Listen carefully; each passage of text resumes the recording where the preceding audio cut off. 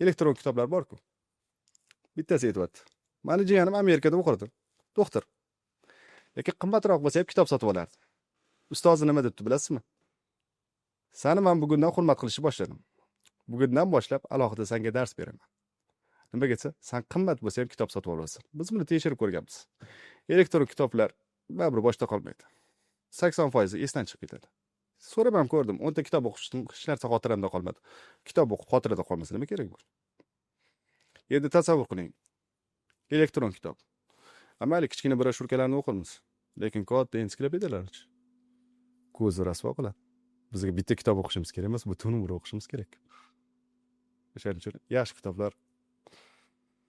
Afsuski rus tilida. Endi ularni tarjima ham qilib bo'lmaydi. Mukammal tarjima qilish masalan hozir masalan Google tarjimada qilishadi, kitobning ma'nosi o'rganib ketib qoladi. O'shaning uchun bolalarga ko'plarga endi xafa bo'lmanglar, rus tilini o'rganinglar deyman. Nimaga desanglar, sizlarga jahon adabiyotiga keng yo'l ochiladi. Xohlagan adabiyotingiz, xohlagan fanda o'qishingiz mumkin. Masalan, yadro fizika.